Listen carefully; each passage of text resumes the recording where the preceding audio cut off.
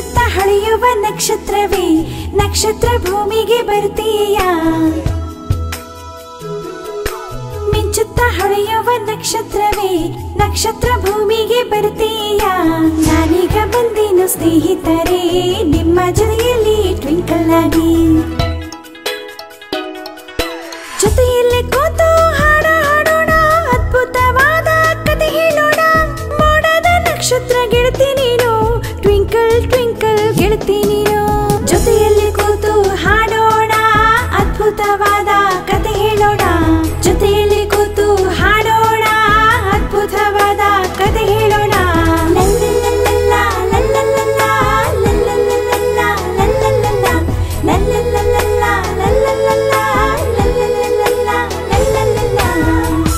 ಮಂಜಾಡಿ ಎಲ್ಲರಿಗೂ ಮಂಜಾಡಿಗೆ ಸ್ವಾಗತ ಗೆಳೆಯರೇ ನಾನು ನಿಮ್ಮ ಟ್ವಿಂಕಲ್ ನಿಮ್ಮ ಮುದ್ದಿನ ಪಾಪು ನಮ್ಮ ಗೆಳೆಯರಿಗಾಗಿ ತುಂಬಾ ಹಾಡುಗಳು ತುಂಬಾ ಕತೆಗಳು ತಗೊಂಡು ಬಂದಿದ್ದೀನಿ ನನಗೆ ಚೆನ್ನಾಗಿ ಗೊತ್ತು ನಿಮಗಿದು ಇಷ್ಟ ಆಗುತ್ತೆ ಅಂತ ಹಾಗಾದ್ರೆ ನಾವು ಶುರು ಮಾಡೋಣ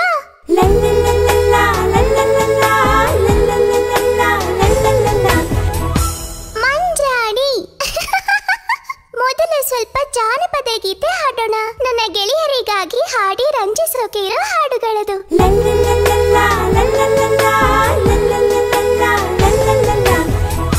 ಮಂಜಾಡಿ ಮೊದಲನೇ ಹಾಡು ಒಂದು ಇರುವೆಗೆ ಕಿವಿ ಚುಚ್ಚುವ ಹಾಡು ಚಿಕ್ಕ ಇರುವೆಗೆ ಕಿವಿ ಚುಚ್ಚೋದಕ್ಕೆ ಕಾಡು ತುಂಬಾ ಆನಂದ ಒಳ್ಳೆ ಹಾಡು ಎಲ್ರೂ ಕೇಳಿ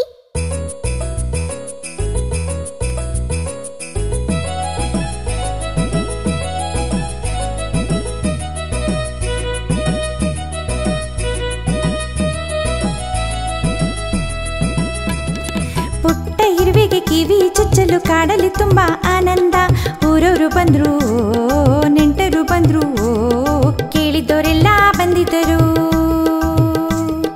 ಪುಟ್ಟ ಇರುವೆಗೆ ಕಿವಿ ಚುಚ್ಚಲು ಕಾಡಲಿ ತುಂಬಾ ಆನಂದ ಊರವರು ಬಂದ್ರು ನೆಂಟರು ಬಂದ್ರು ಕೇಳಿದವರೆಲ್ಲ ಬಂದಿದ್ದರು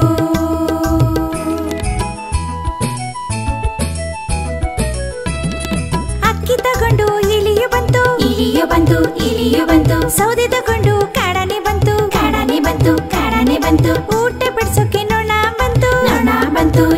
ಬಂತು ಬೆಂದಿದ್ಯಾ ನೋಡೋಕೆ ಬೆಕ್ಕು ಬಂತು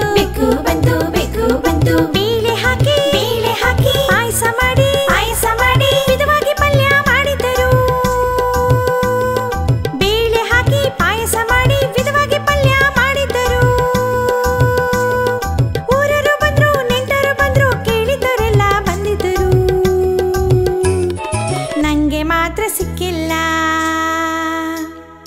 ನನಗೆ ಮಾತ್ರ ಸಿಕ್ಕಿಲ್ಲ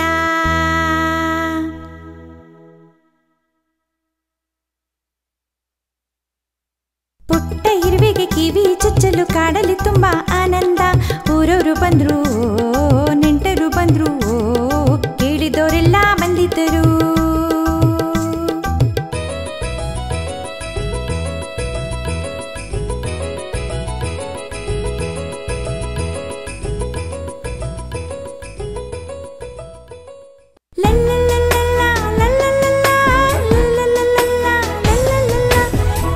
ಮಂಜಾಡಿ ಬೇರೆ ಏನಾದ್ರೂ ನೋಡ್ಬೇಕು ಗೆಳೆಯರೇ ಒಂದು ನರ್ಸರಿ ಹಾಡು ಕೇಳೋಣ ಒಂದು ಚಿಕ್ಕ ಬೆಕ್ಕಿನ ಮರಿಯ ಸುಟ್ಟುಕೊಂಡ ಬಗ್ಗೆ ಹಾಡು ನೀವು ಯಾವತ್ತಾದ್ರೂ ಸುಟ್ಕೊಂಡಿದ್ದೀರಾ ಸುಟ್ಕೊಂಡಿದ್ರು ಯಾರಿಗೂ ಹೇಳಲ್ಲ ಯಾಕಂದ್ರೆ ಹೇಳಿದ್ರೆ ರೇಗಿಸ್ತಾರೆ ಅಲ್ವಾ ಇದೇ ಹಾಡು ಜೊತೆಲಿ ಹಾಡಿ ಓಕೆ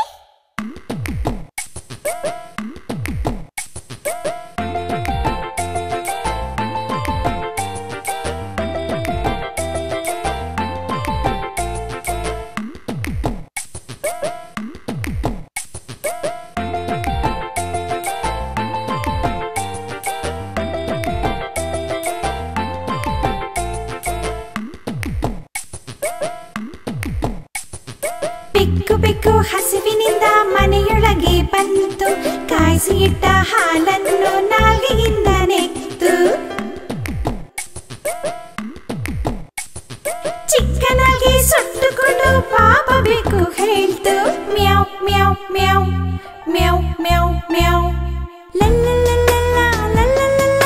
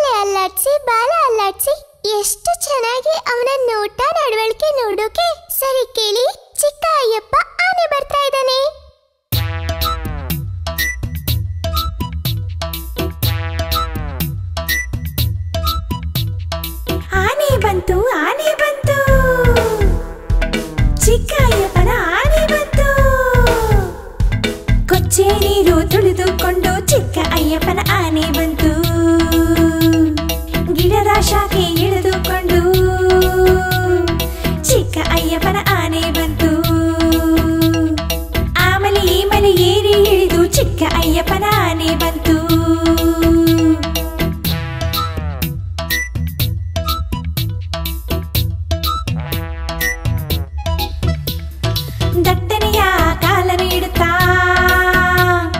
ಹಗಲವಾದ ಕಿವಿಯನ್ನು ಆಡಿಸಿ ಚಿಕ್ಕ ಅಯ್ಯಪ್ಪನ ಆನೆ ಬಂತು, ಚಿಕ್ಕ ಅಯ್ಯಪ್ಪನ ಆನೆ ಬಂತು, ಆನೆ ಬಂತು, ಆನೆ ಬಂತು, ಚಿಕ್ಕ ಅಯ್ಯಪ್ಪನ ಆನೆ ಬಂತು, ಆನೆ ಬಂತು, ಆನೆ ಬಂತು, ಚಿಕ್ಕ ಅಯ್ಯಪ್ಪನ ಆನೆ ಬಂತು.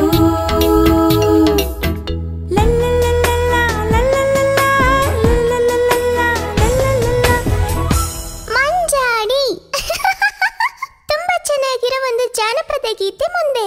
ಬಾಳೆನ್ ಬೇಕು ಅಂತ ಆನೆ ಹೇಳ್ತು, ಮರ ಬೆಳೆಸೋಣ ಅಂತ ಆನೆ ಹೇಳ್ತು.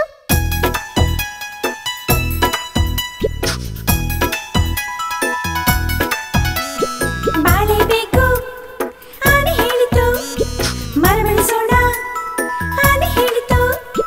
ಬಾಳೆ ಬೇಕು ಆನೆ ಹೇಳಿತು, ಮರ ಬೆಳೆಸೋಣ ಆನೆ ಹೇಳಿತು. ಕೆಳಗಡೆ ಇಳಿಸಿ ಗೆರೆಯ ಹಾಕಿದು, ಮಣ್ಣ ಕಿತ್ತಿ ಬಾಳೆ ನೆಟ್ಟಿ, ನೀರು ಹಾಕಿ ಗೊಬ್ಬರ ಹಾಕಿ ಇಳಿ ಬಂತು, ಇಲಿ ತಿನ್ನೋಕೆ ಆಡು ಬಂತು.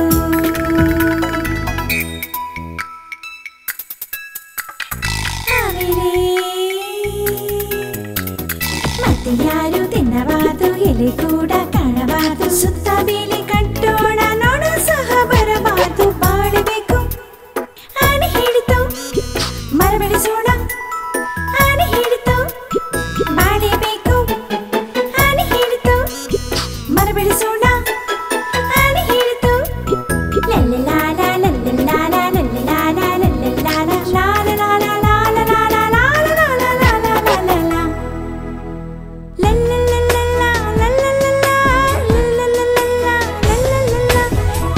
ಮಂಜಾಡಿ ಈಗ ಒಂದು ಚಿಕ್ಕ ನರಿಯ ಬಗ್ಗೆ ಹಾಡು ಕೇಳೋಣ. ನೋಡಿ, ಒಂದು ಚಿಕ್ಕ ನರಿ, ಚಿಕ್ಕ ಚಿಕ್ಕ ಚಿಕ್ಕ ನರಿ, ನಿನಗೇನು ಕೆಲಸ, ಜೊತೆ ಹಾಡ್ಬೇಕು.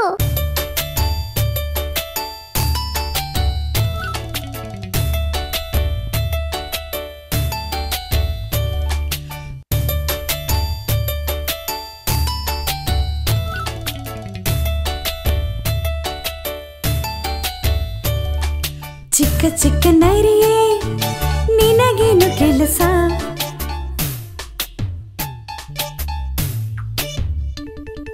ಚಿಕ್ಕ ಚಿಕ್ಕ ನರಿಯೇ ನಿನಗೇನು ಕೆಲಸ.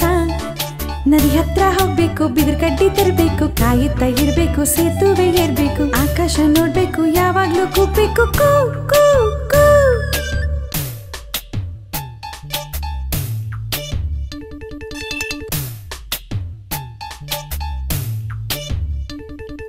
ಚಿಕ್ಕ ಚಿಕ್ಕ ನರಿಯೇ ನಿನಗೇನು ಕೆಲಸ, ಚಿಕ್ಕ ಚಿಕ್ಕ ನರಿಯೇ ನಿನಗೇನು ಕೆಲಸ.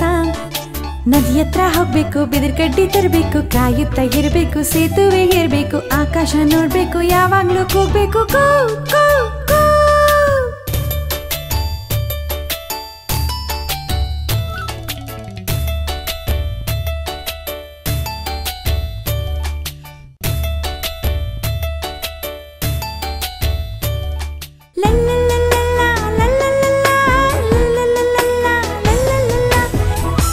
ಮಂಜಾಡಿ ಈಗೊಂದು ಹಾಡು ಕೇಳೋಣ.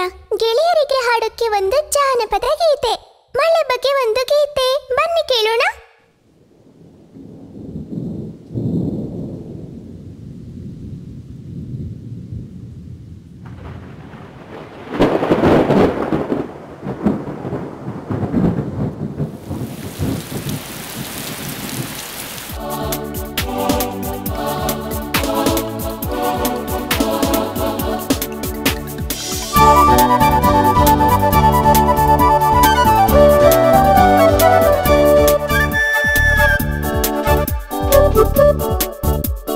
ಮಳೆ ಮಳೆ ಹಾಗೆ ಬಂತು ದಗೇನು ತಂಪು ಮಾಡಿತು, ಮಳೆ ಮಳೆ ಹಾಗೆ ಬಂತು ದಗೇನು ತಂಪು ಮಾಡಿತು.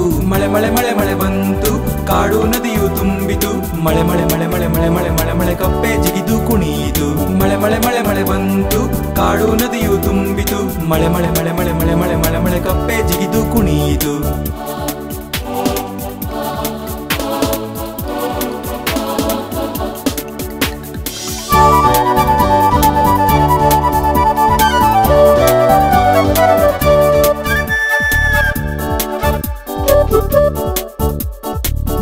ಹಾಗೆ ಬಂತು ದಗೇನು ತಂಪು ಮಾಡಿತು ಮಳೆ ಮಳೆ ಹಾಗೆ ಬಂತು ದಗೇನು ತಂಪು ಮಾಡಿತು ಮಳೆ ಮಳೆ ಮಳೆ ಮಳೆ ಬಂತು ಕಾಡು ನದಿಯು ತುಂಬಿತು ಮಳೆ ಮಳೆ ಮಳೆ ಮಳೆ ಮಳೆ ಮಳೆ ಮಳೆ ಮಳೆ ಕಪ್ಪೆ ಜಿಗಿದು ಕುಣಿಯಿತು ಮಳೆ ಮಳೆ ಮಳೆ ಮಳೆ ಬಂತು ಕಾಡು ನದಿಯು ತುಂಬಿತು ಮಳೆ ಮಳೆ ಮಳೆ ಮಳೆ ಮಳೆ ಮಳೆ ಮಳೆ ಮಳೆ ಕಪ್ಪೆ ಜಿಗಿದು ಕುಣಿಯಿತು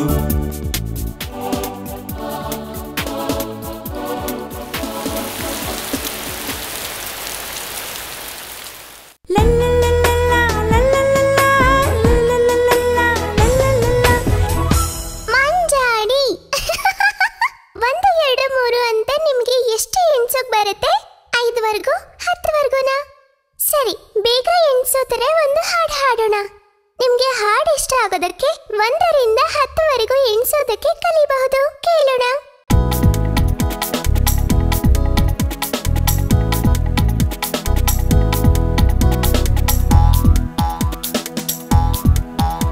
ಹಸಿರಾದ ಕಪ್ಪೆ ಜಿಗಿದು ಜಿಗಿದು ಹೋಗುತ್ತಿದೆ ಇನ್ನೊಂದು ಜಿಗಿದು ಜಿಗಿದು ಬಂದಾಗ ಆಗುತ್ತೆ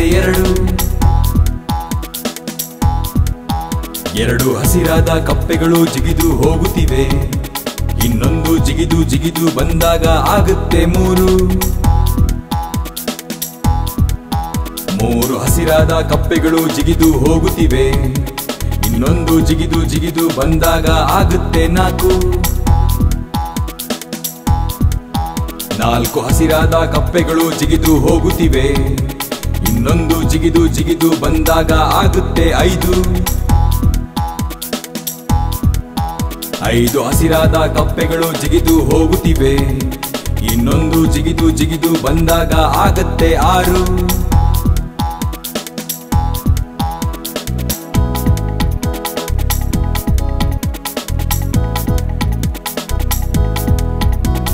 ಹಸಿರಾದ ಕಪ್ಪೆಗಳು ಜಿಗಿದು ಹೋಗುತ್ತಿವೆ ಇನ್ನೊಂದು ಜಿಗಿದು ಜಿಗಿದು ಬಂದಾಗ ಆಗತ್ತೆ 7 ಹಸಿರಾದ ಕಪ್ಪೆಗಳು ಜಿಗಿದು ಹಾರುತ್ತಿವೆ ಇನ್ನೊಂದು ಜಿಗಿದು ಜಿಗಿದು ಬಂದಾಗ ಆಗತ್ತೆ 8 ಹಸಿರಾದ ಕಪ್ಪೆಗಳು ಜಿಗಿದು ಹೋಗುತ್ತಿವೆ ಇನ್ನೊಂದು ಜಿಗಿದು ಜಿಗಿದು ಬಂದಾಗ ಆಗತ್ತೆ 9 ಹಸಿರಾದ ಕಪ್ಪೆಗಳು ಜಿಗಿದು ಹಾರುತ್ತಿವೆ ಇನ್ನೊಂದು ಜಿಗಿದು ಜಿಗಿದು ಬಂದಾಗ ಆಗತ್ತೆ 10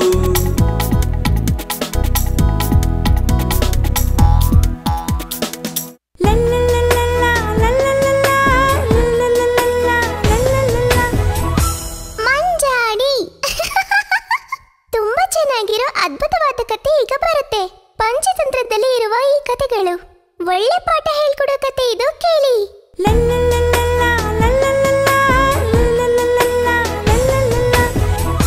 ಮಂಜಾಡಿ ಮೋಸಗಾರರಿಗೆ ಏನೆಲ್ಲ ಆಗುತ್ತೆ, ಖಂಡಿತವಾಗ್ಲೂ ಯಾವ್ದಾದ್ರೂ ಹಳ್ಳಿಕ್ಕೆ ಬೀಳ್ತಾರೆ. ಈ ಪಾಠ ಹೇಳ್ಕೊಡುವ ಒಂದು ಕತೆ ಕೇಳ್ಕೊಂಡ್ ಬನ್ನಿ. ಕೊಕ್ಕರೆ ಹಾಡು.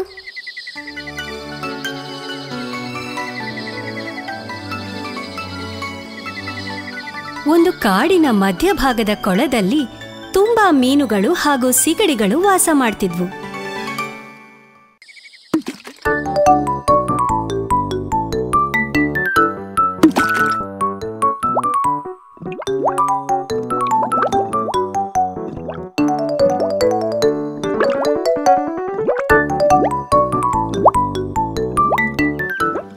ಈ ತೀರದಿಂದ ಮೀನನ್ನು ಹಿಡಿದುಕೊಂಡು ಒಂದು ವಯಸ್ಸಾದ ಕೊಕ್ಕರೆ ಜೀವನ ಮಾಡ್ತಿರುತ್ತೆ.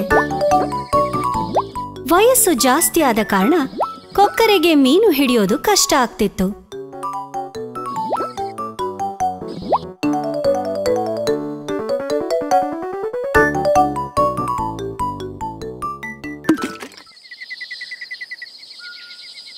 ಹೀಗೆ ಮುಂದುವರೆದ್ರೆ ಊಟ ಸಿಗದೆ ನಾನು ಸಾಯ್ತೀನಿ.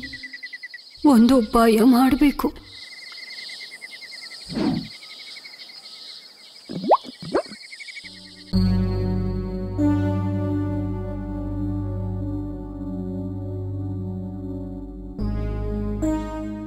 ಏನಾಯ್ತು ಕೊಕ್ರೆ ಮಾಮ, ಹೀಗೆ ಅಳ್ತಿದ್ಯಾ? ಏನಾಯ್ತು ಅಂತ ಹೇಳಿ. ಬೇಸಿಗೆ ಬರಗಾಲ ಬರೋ ಕಾರಣದಿಂದ ನಾನು ಮಾಂಸಾಹಾರನ ನಿಲ್ಲಿಸಿ ಬೇರೆ ಎಲ್ಲಾದ್ರೂ ಹೋಗೋಕೆ ತೀರ್ಮಾನ ಮಾಡ್ತಿದ್ದೀನಿ. ಅಯ್ಯೋ, ಬರಗಾಲ ಬಂದ್ ನೀರ್ ಕಮ್ಮಿ ಆದ್ರೆ ನಾವು ಸತ್ತು ಹೋಗ್ತೀವಿ. ತಪ್ಪಿಸ್ಕೊಳ್ಳೋಕೆ ಬೇರೆ ಏನ್ ಮಾರ್ಗ ಇದೆ? ನಮ್ಮನ್ನ ಕಾಪಾಡಿ. ಮೀನುಗಳ ಮಾತನ್ನ ಕೇಳಿ ಕೊಕ್ಕರೆ ಮಾಡಿದ ಉಪಾಯ ಸರಿ ಆಯ್ತು ಅಂತ ಗೊತ್ತಾಯ್ತು. ನೀವು ಬೇಜಾರಾಗ್ಬೇಡಿ, ಅಲ್ಲಿ ದೂರದಲ್ಲಿ ಇದಕ್ಕಿಂತ ದೊಡ್ಡದಾದ ಒಂದು ಕೊಳ ಇದೆ. ನಿಮ್ಮನ್ನ ನಾನು ಅಲ್ಲಿ ಕರ್ಕೊಂಡು ಹೋಗ್ತೀನಿ. ಕೊಕ್ಕರೆ ಪ್ರತಿದಿನವೂ ಒಂದೊಂದೇ ಮೀನನ್ನ ಹಿಡಿದುಕೊಂಡು ಹಾರಲು ಪ್ರಾರಂಭಿಸಿತು.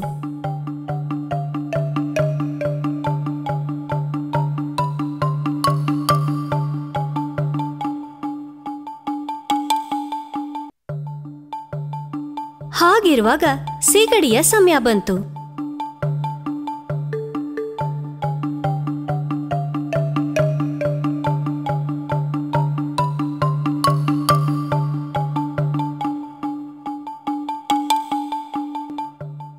ತುಂಬಾ ದೂರ ಹಾರಿದ್ರೂ ಸೀಗಡಿಗೆ ಕೊಳ ಏನೂ ಕಾಣ್ಲಿಲ್ಲ.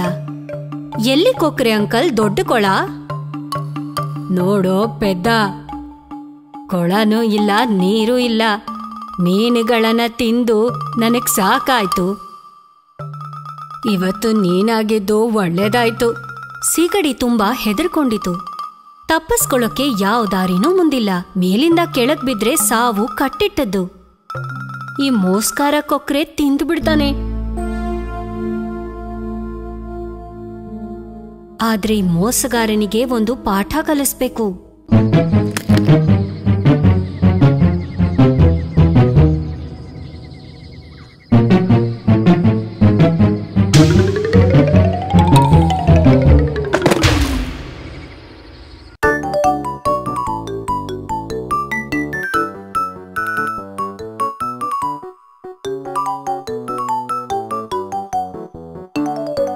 ಸೀಗಡಿ ಮತ್ತೆ ಕೊಳಕ್ಕೆ ಹೋದಾಗ ಗೆಳೆಯರಿಗೆಲ್ಲ ಆಶ್ಚರ್ಯವಾಯ್ತು.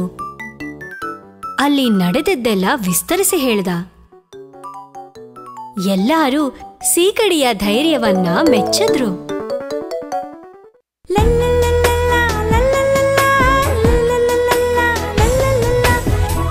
ಮಂಜಾಡಿ ತುಂಬಾ ಚೆನ್ನಾಗಿರುವ ಒಂದು ಕತೆ ಮುಂದೆ ಬರೋದು. ಬುದ್ಧಿವಂತನಾದ ಒಂದು ನರಿ ಹಾಗೆ ಪೆದ್ದನಾದ ಸಿಂಹನ ಕತೆ. ಮಾತನಾಡುವ ಗುಹೆ.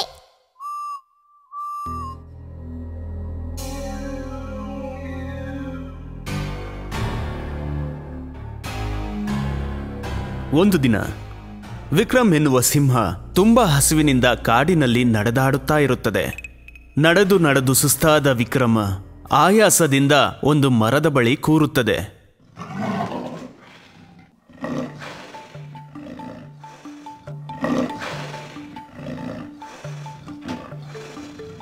ಒಂದು ಮೊಲ ಆದ್ರೂ ಈ ದಾರಿಯಲ್ಲಿ ಬರಬಾರ್ದಾ? ನನಗೆ ಓಡಾಡಿ ಬೇಟೆ ಆಡೋದಕ್ಕೂ ಆಗೋಲ್ಲ. ಹೀಗೆ ಯೋಚಿಸುತ್ತಾ ಸುಸ್ತಾದ ವಿಕ್ರಮ ಮರದ ನೆರಳಿನಲ್ಲಿ ವಿಶ್ರಾಂತಿಯನ್ನು ಪಡೆಯುತ್ತಾನೆ.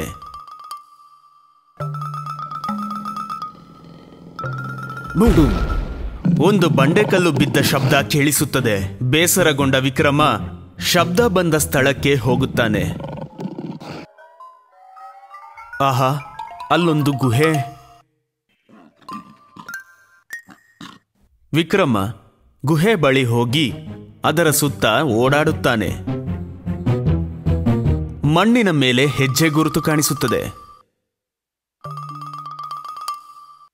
ಯಾವುದೋ ಒಂದು ಮೃಗ ಅಲ್ಲಿ ವಾಸವಾಗಿದೆ ಅಂತ ಅವನು ಅನ್ಕೊಂತಾನೆ. ಅದು ಆಚೆ ಬರೋವರೆಗೂ ಕಾಯೋಣ. ವಿಕ್ರಮ ಗಿಡಗಳ ಪಕ್ಕ ಆ ಪ್ರಾಣಿ ಹೊರಗೆ ಬರುವ ತನಕ ಬಚ್ಚಿಟ್ಕೊಳ್ಳುತ್ತೆ.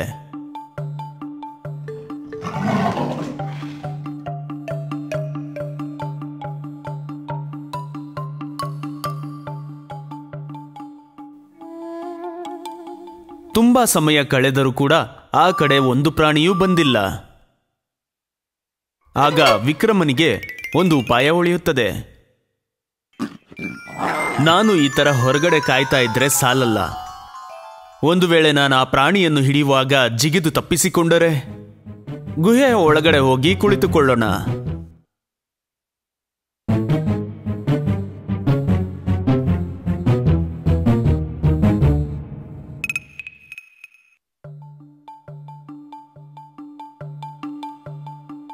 ಸ್ವಲ್ಪ ಹೊತ್ತಿನ ನಂತರ ಗುಹೆಯಲ್ಲಿ ವಾಸವಾಗಿದ್ದ ನರಿ ಆ ಕಡೆ ಬರುತ್ತೆ. ಗುಹೆಯ ಹೊರಗೆ ಒಂದು ದೊಡ್ಡ ಮೃಗದ ಕಾಲ್ ಹೆಜ್ಜೆಯನ್ನು ನೋಡಿ ಆ ನರಿ ಹೆದರುಕೊಳ್ಳುತ್ತೆ. ಆ ನರಿ ಅದನ್ನು ಮೂಸಿ ನೋಡಿ ಹೆಜ್ಜೆ ಗುರುತನ್ನು ನೋಡಿ ಯಾವ ಪ್ರಾಣಿ ಎಂದು ಗ್ರಹಿಸಲು ಪ್ರಯತ್ನ ಮಾಡುತ್ತದೆ.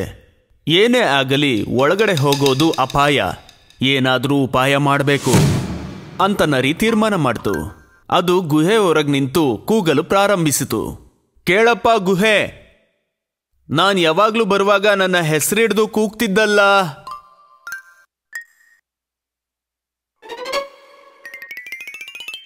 ನಾನ್ ಬಂದಿದ್ ನೀನ್ ನೋಡಿಲ್ವಾ?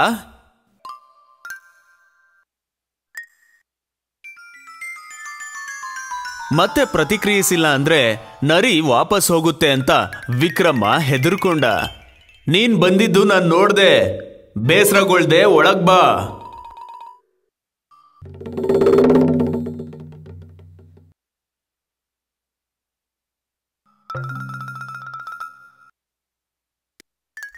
ಅದರ ಒಳಗಿರುವುದು ಸಿಂಹದ ಧ್ವನಿ ಎಂದು ಅವನಿಗೆ ಖಚಿತವಾಯಿತು.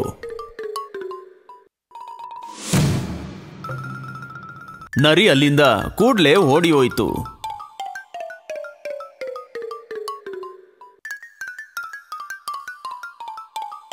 ನೋಡಿದ್ರಲ್ಲ ನರಿಯ ಬುದ್ಧಿವಂತಿಕೆ.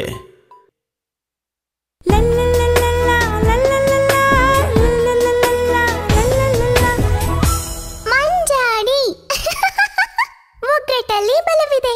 ಈಗಾದ್ರೆ ಮಾತು ಗೆಳೆಯರು ಕೇಳಿಲ್ವಾ? ಒಂದಾಗಿದ್ರೆ ಎಲ್ಲವನ್ನೂ ಎದುರಿಸಬಹುದು. ಪಂಚತಂತ್ರದ ಈ ಕಥೆಯನ್ನು ಕೇಳಿ. ಆನೆ ಮತ್ತು ಗುಬ್ಬಚ್ಚಿಗಳು.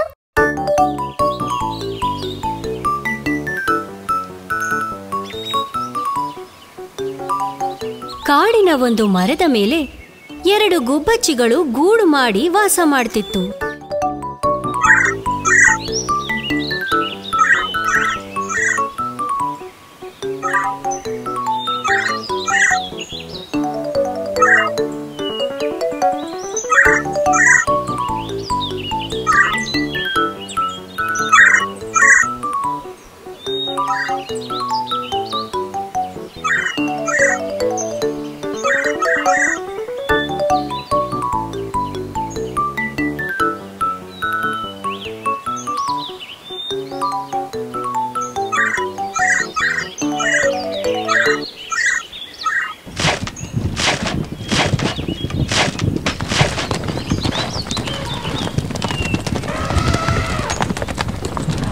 ಹಾಗಿರುವಾಗ ಒಂದು ದಿವಸ ಕೋಪಗೊಂಡ ಆನೆಯೊಂದು ಓಡಿ ಬರ್ತಿತ್ತು.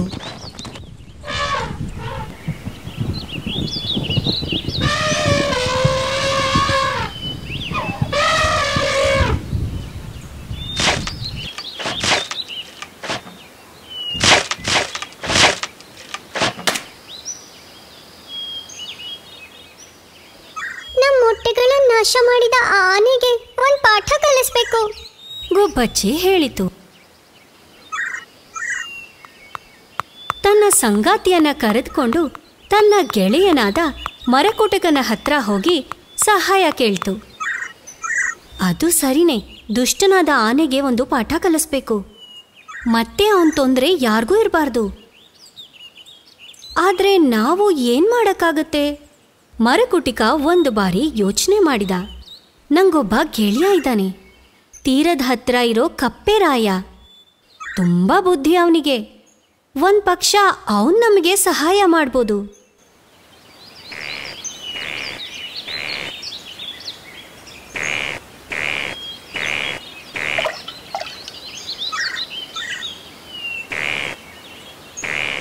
ಇದನ್ ಹೀಗೆ ಬಿಟ್ರೆ ಸರಿಯಾಗಲ್ಲ. ಆದ್ರೆ ಶತ್ರು ತುಂಬಾ ಶಕ್ತಿವಂತ. ಬುದ್ಧಿಯಿಂದ ಮಾತ್ರ ಅವನನ್ನ ಸೋಲ್ಸೋಕ್ ಸಾಧ್ಯ. ಆ ಸಮಯದಲ್ಲಿ ಕಪ್ಪೆರಾಯನ ಗೆಳೆಯನಾದ ಸೊಳ್ಳೆ ಒಂದು ಮಾತು ಹೇಳ್ತು. ಅವರು 4 ಜನನೂ ಸೇರಿ ಭಿನ್ನವಾದ ಉಪಾಯವನ್ನ ಯೋಚಿಸಿದ್ರು. ಕೋಪಗೊಂಡ ಆನೆ ಮಲಗಿರುವಾಗ ಸೊಳ್ಳೆ ಅವನ ಕಿವಿ ಹತ್ರ ಮಧುರವಾದ ಸಂಗೀತವನ್ನ ಹಾಡಬೇಕು. ಆ ಸಮಯದಲ್ಲಿ ಮರಕುಟಿಕ ಬಂದು ಆನೆಯ 2 ಕಣ್ಣನ್ನು ಚುಚ್ಚಬೇಕು.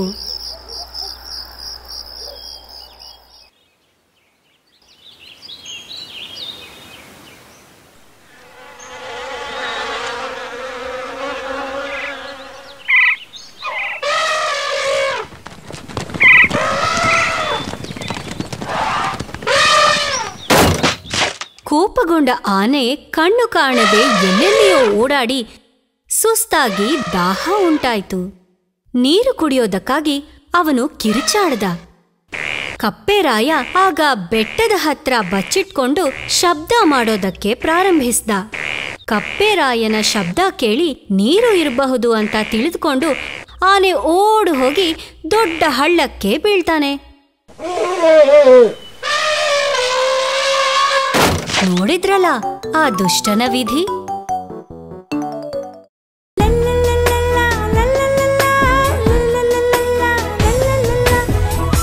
ಮಂಜಾಡಿ ಈಗ ಎಲ್ಲರಿಗೂ ಗೊತ್ತಿರೋ ಒಂದು ಕಥೆ, ದುಷ್ಟನಾದ ಸಿಂಹನನ್ನ ಸೋಲಿಸಿದ ಚಿಕ್ಕ ಮೊಲದ ಕಥೆ. ಸಿಂಹವನ್ನ ಉಪಾಯ ಮಾಡಿ ಸೋಲಿಸಿ ಅವನು ಕಾಡಿನ ಎಲ್ಲ ಮೃಗವನ್ನು ಕಾಪಾಡ್ಬಿಟ್ಟ. ಹಾಗಾದ್ರೆ ಎಲ್ರೂ ಶ್ರದ್ಧೆಯಿಂದ ಕೇಳಿ ಕಿಟ್ಟುವಿನ ಬುದ್ಧಿವಂತಿಕೆ.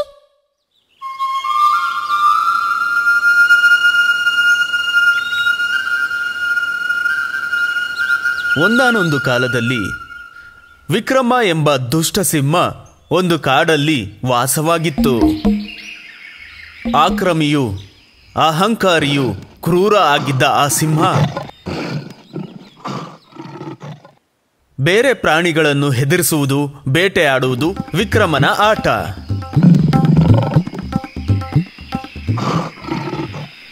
ಹೆದರಿಕೊಂಡ ಎಲ್ಲ ಪ್ರಾಣಿಗಳು ತಮ್ಮನ್ನು ಕೊಲ್ಲಬೇಡ ಅಂತ ವಿಕ್ರಮನ ಹತ್ತಿರ ಹೇಳುವುದಕ್ಕೆ ಚರ್ಚೆ ಮಾಡಿದರು. ಅವರೆಲ್ಲರೂ ಒಟ್ಟಿಗೆ ಸೇರಿ ವಿಕ್ರಮನ ಹತ್ತಿರ ಬಂದರು. ತಮ್ಮನ್ನು ಹಾನಿ ಮಾಡಬಾರದೆಂದು ಪ್ರತಿದಿನವೂ ಒಬ್ಬೊಬ್ಬರಾಗಿಯೇ ಆಹಾರವಾಗಿ ಬರುತ್ತೇವಂತ ವಿಕ್ರಮನಿಗೆ ಮಾತು ಕೊಟ್ಟರು. ಸ್ವಲ್ಪ ದಿನಗಳ ನಂತರ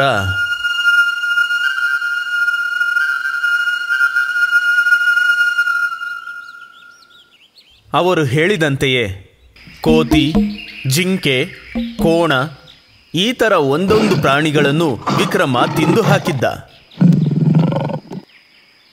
ಹಾಗಿರುವಾಗ ಕಿಟ್ಟು ಮೊಲದ ಸಮಯ ಬಂತು.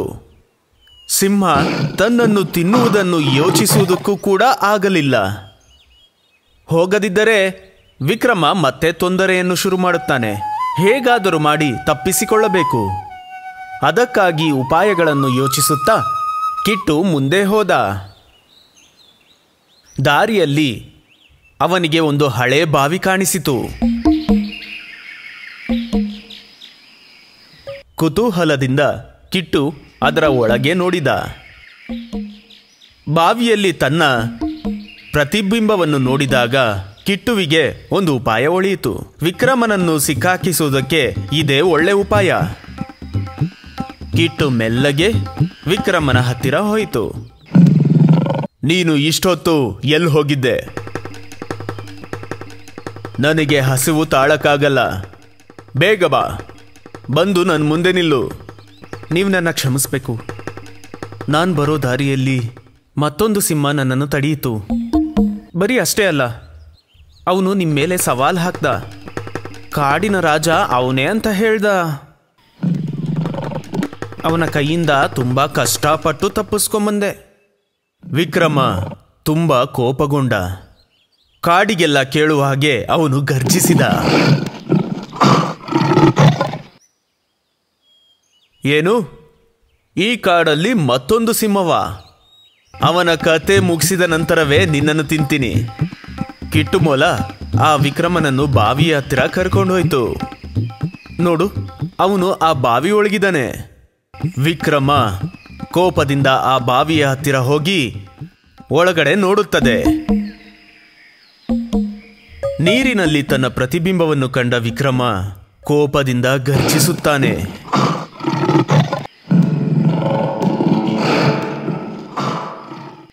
ಆಗ ಅದು ಬೇರೆ ಸಿಂಹ ಅಂತ ತಿಳಿದುಕೊಂಡು ಅವನು ಬಾವಿಯ ಒಳಗೆ ಜಿಗಿಯುತ್ತಾನೆ. ಕಿಟ್ಟು ಮೊಲ ಸಂತೋಷದಿಂದ ಕುಣಿದಾಡುತ್ತದೆ.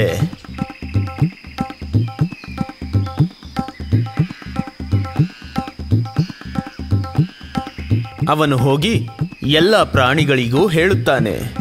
ಎಲ್ಲರಿಗೂ ತುಂಬಾ ಸಂತೋಷವಾಗುತ್ತದೆ.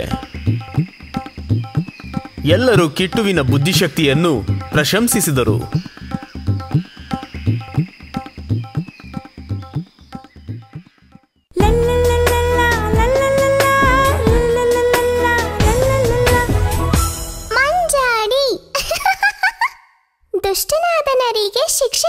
ಬಗ್ಗೆ ಈ ಕತೆ ಕಿಟ್ಟು ಮತ್ತೆ ಮಿಟ್ಟು.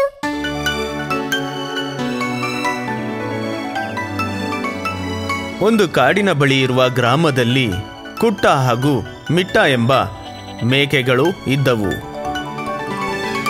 ಅವರು ತುಂಬಾ ಒಳ್ಳೆ ಗೆಳೆಯರು.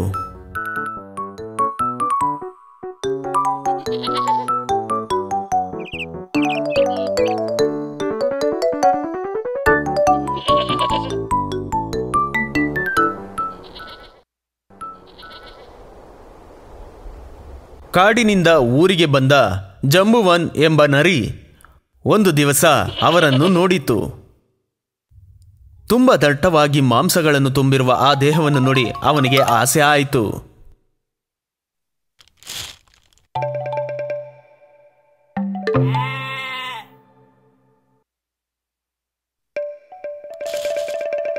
ಮೇಕೆ ಮಾಂಸದ ರುಚಿಯನ್ನು ಯೋಚಿಸಿ ಅವನಿಗೆ ನಿದ್ದೆಯೇ ಬರಲಿಲ್ಲ. ಅವರನ್ನು ಒಟ್ಟಿಗೆ ಆಕ್ರಮಿಸುವ ಶಕ್ತಿ ಅವನಿಗಿಲ್ಲ. ಆದರೆ ಅವರು ಯಾವಾಗಲೂ ಒಟ್ಟಿಗೆ ಇರುತ್ತಾರೆ. ಜಂಬುಗನ್ ತುಂಬಾ ಸಮಯ ಯೋಚಿಸಿದ. ಕೊನೆಗೆ ಒಂದು ಉಪಾಯ ಉಳಿಯಿತು. ಇವರನ್ನು ಬೇರೆ ಬೇರೆ ಮಾಡಿ ಮುಂದುವರಿಸಬೇಕು.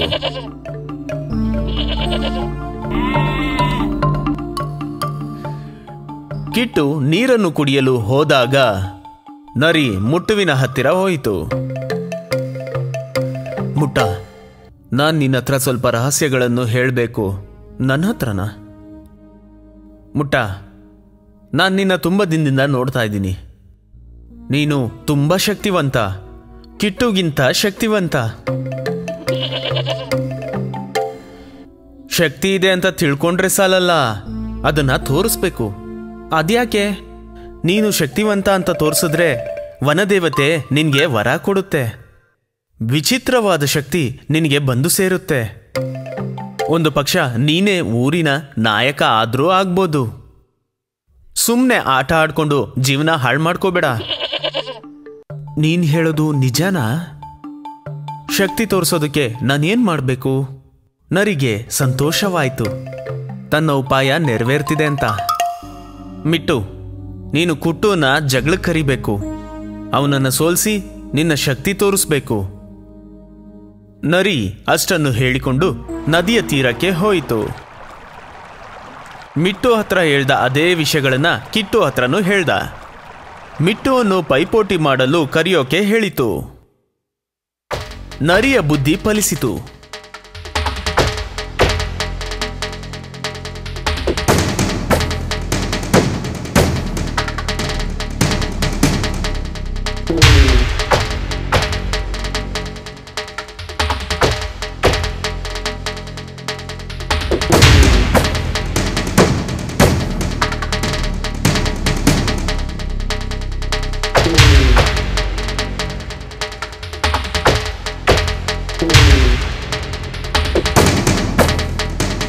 ನರಿ ಇದನ್ನು ನೋಡಿಕೊಂಡು ಖುಷಿ ಪಡುತ್ತಾ ದೂರ ನಿಂತಿತ್ತು. ಆದರೆ ರಕ್ತ ಸುರಿಯುವುದನ್ನು ನೋಡಿದಾಗ ಅವನಿಗೆ ಹಸಿವು ಜಾಸ್ತಿ ಆಯಿತು. ಬಿಸಿ ರಕ್ತವನ್ನು ಕುಡಿಯುವುದಕ್ಕಾಗಿ ನರಿ ಮೇಕೆಗಳ ಮಧ್ಯ ಓಡಿ ಹೋಯಿತು.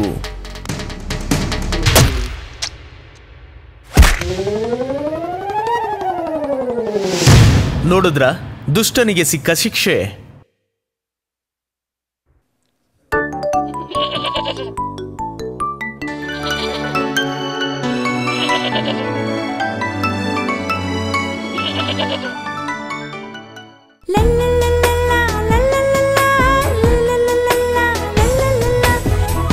ಮಂಜಾಡಿ.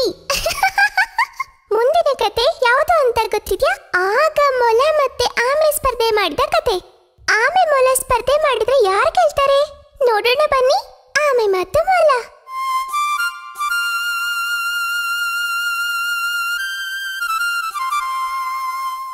ತುಂಬಾ ಬುದ್ಧಿವಂತನಾಗಿದ್ದ ಕಿಟ್ಟು ಮೊಲ. ಆದರೆ ಅವನ ಬುದ್ಧಿವಂತಿಕೆಯಿಂದ ಮತ್ತೆ ಸಾಮರ್ಥ್ಯದಿಂದ ತುಂಬಾ ಅಹಂಕರಿಸುತ್ತಿದ್ದ. ಅವನೊಬ್ಬ ದೊಡ್ಡ ವ್ಯಕ್ತಿ ಅಂತ ಕಿಟ್ಟು ಮೊಲ ಯಾವಾಗಲೂ ಅಂದ್ಕೊಳ್ತಿತ್ತು.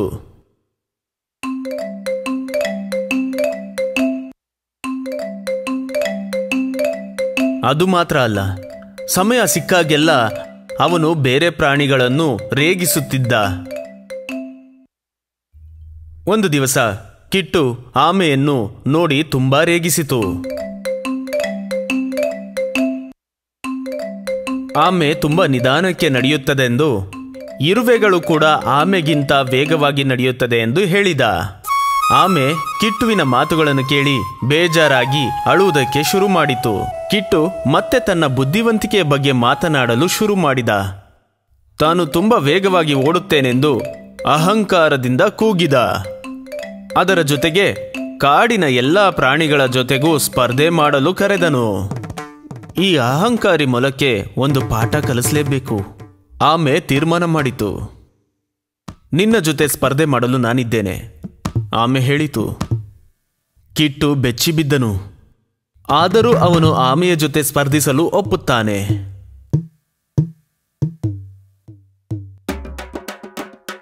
ಮಾರನೇ ದಿವಸ ಸ್ಪರ್ಧೆ ಮಾಡಲು ಮೊಲ ಮತ್ತೆ ಆಮೆ ಬಂದಿತು. ದೊಡ್ಡ ಮರದಿಂದ ಬಾವಿಯವರೆಗೆ ಓಡುವುದು ಸ್ಪರ್ಧೆ. ಸ್ಪರ್ಧೆಯನ್ನು ನೋಡುವುದಕ್ಕೆ ಕಾಡಿನ ಪ್ರಾಣಿಗಳೆಲ್ಲ ಬಂದಿದ್ದವು. ಎಲ್ಲ ಪ್ರಾಣಿಗಳು ಆಶ್ಚರ್ಯದಿಂದ ಕಾಯುತ್ತಾ ಇತ್ತು. 1, 2, 3 ಕೋತಿ ಎಣಿಸಿತು. ಬಾಲ ಅಲ್ಲಾಡಿಸುವ ಪಕ್ಷಿ ಜೋರಾಗಿ ಕೂಗಿತು. ಸ್ಪರ್ಧೆ ಶುರುವಾಯಿತು. ಸ್ವಲ್ಪ ಹೊತ್ತಲ್ಲೇ ಕಿಟ್ಟು ಅರ್ಧ ದಾರಿ ತಲುಪಿದ. ಆದರೆ ಆಮೆ ತುಂಬಾ ಮೆಲ್ಲಗೆ ನಡೆಯುತ್ತಾ ಹೋಯಿತು.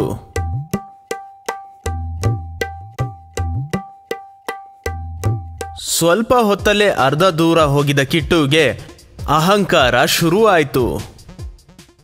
ಆಮೆ ಇಷ್ಟು ದೂರ ಬರುವುದಕ್ಕೆ ತುಂಬಾ ಸಮಯ ತೆಗೆದುಕೊಳ್ಳುತ್ತದೆ ಅಂತ ತಿಳಿದುಕೊಂಡು ಕಿಟ್ಟು ಒಂದು ಮರದ ಕೆಳಗೆ ನಿದ್ದೆ ಮಾಡಿದ.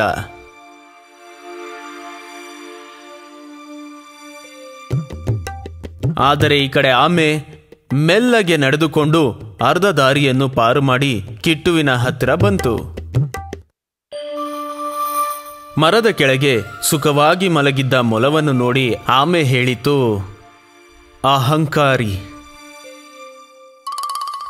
ಕಿಟ್ಟು ಮೊಲವನ್ನು ಎದ್ದೇಳಿಸದೆ ಆಮೆ ಅಲ್ಲಿಂದ ಬೇಗ ಬೇಗ ಬಾವಿಯ ಹತ್ತಿರ ಹೋಯಿತು.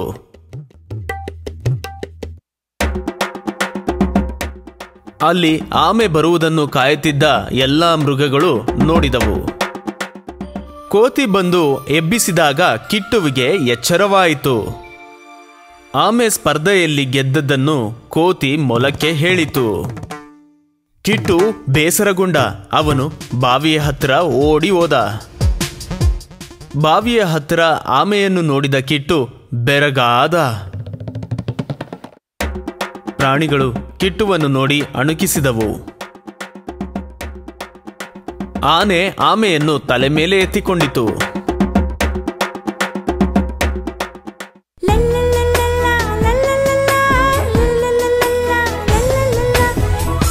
ಮಂಜಾಡಿ. ಈ ಕತೆ ಕೇಳಿ ಆಮೆ ಮಾಡಿದ ಆಕಾಶ ಸಂಚಾರ, ಅತಿ ಆಸೆ ಕತೆ ಕೇಳು ಅನ್ನೋದು ಈ ಕತೆ ನಮ್ಗೆ ಹೇಳ್ಕೊಡುತ್ತೆ. ಒಂದು ಕಾಡಿನ ನಡುವಲ್ಲಿ ಇರುವ ಕೊಳದಲ್ಲಿ ಬಾಯಿ ಬಡುಕನಾದ ಒಂದು ಆಮೆ ವಾಸ ಮಾಡ್ತಿತ್ತು.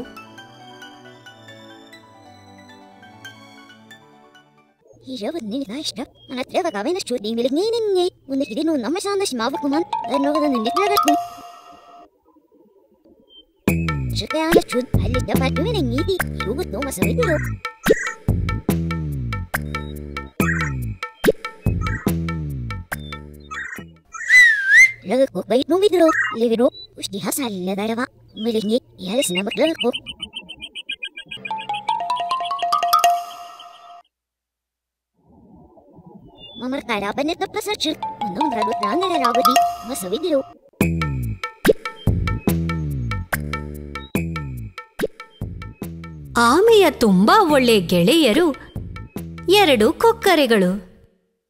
ಒಂದು ಬಾಯಿ ಬಡುಕನಾದ ಈ ಆಮೆ ನದಿಯ ತೀರದ ಕಥೆಗಳು ಮತ್ತು ಊರಿನ ವಿಶೇಷಗಳನ್ನ ಬೇಗನೆ ಹೇಳಿ ಅವರನ್ನ ಸಂತೋಷಪಡಿಸ್ತು.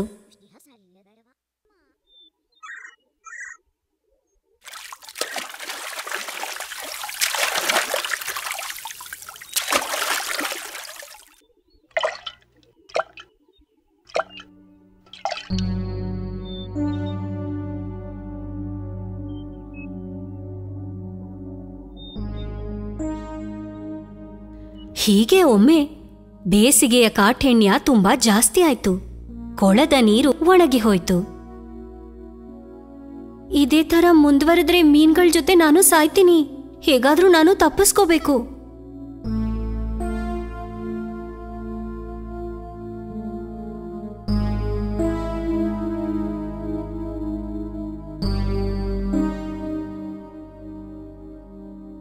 ನನ್ನ ಹೇಗಾದ್ರೂ ಮಾಡಿ ಕಾಪಾಡಿ, ಇಲ್ಲಾಂದ್ರೆ ನಾನು ಇಲ್ಲೇ ಸತ್ತು ಹೋಗ್ತೀನಿ. ಅದು ಸರಿನೇ, ಆಮೆ ಹೇಳೋದ್ರಲ್ಲೂ ಸತ್ಯ ಇದೆ. ಆದ್ರೆ ನಾವು ಕೊಕ್ಕರೆಗಳಷ್ಟೇ ಅಲ್ವಾ, ನಿನ್ನನ್ನು ಕಾಪಾಡೋದು ಹೇಗೆ? ನಾನು ಒಂದ್ ಕಡ್ಡಿ ಮಧ್ಯದಲ್ಲಿ ಕಚ್ಕೊಂಡಿರ್ತೀನಿ. ನೀವಿಬ್ರು ಕಡ್ಡಿನ 2 ತುದಿಗಳಿಂದಲೂ ಕಚ್ಕೊಂಡು ಹಾರಬೇಕು. ಉಪಾಯ ಏನೋ ಚೆನ್ನಾಗಿದೆ, ಆದ್ರೆ ಒಂದ್ ವಿಷಯ, ನಾವು ಹಾರೋ ಸಮಯದಲ್ಲಿ ಮಾತಾಡೋದು, ಬಾಯಿ ಬಿಡೋದು ಮಾಡಬಾರ್ದು. ನಾನ್ ಮಾತಾಡೋದಿಲ್ಲ.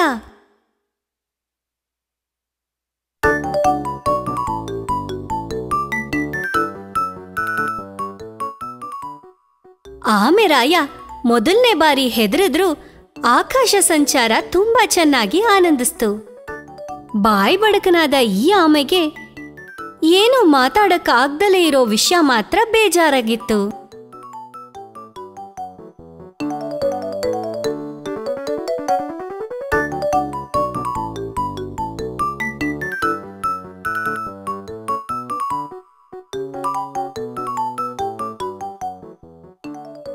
ಎರಡು ಕೊಕ್ಕರೆಗಳು ಆಮೆನ ಕರ್ಕೊಂಡು ಹೋಗೋದನ್ನ ನೋಡುವಾಗ ಕಾಗೆಗೆ ಕುತೂಹಲ ಉಂಟಾಗುತ್ತೆ. ಕಾಗೆ ಆಮೆನ ನೋಡ್ಕೊಂಡು ಅಣಗಿಸ್ತಾ ಹೇಳುತ್ತೆ, ಅಯ್ಯೋ, ಇದೇನು ಆಮೆ ಹಾರ್ತಾ ಇದ್ಯಾ? ಕಾಗೆ ಅಣಗಿಸೋದು ಕೇಳಿದಾಗ ಆಮೆಗೆ ಕೋಪ ಬಂದಿತ್ತು. ಜವಾಬು ಕೊಡೋಕೆ ಬಾಯಿ ತೆಗ್ದಾಗ ಆಮೆ ಕಚ್ಚಿದ್ದ ಕೋಲನ್ನ ಬಿಟ್ಬಿಡ್ತು. ಅಯ್ಯೋ!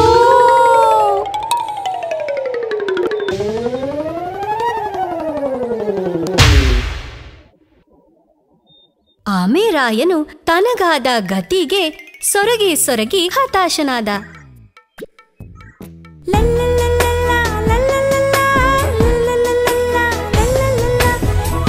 ಮಂಜಾಡಿ.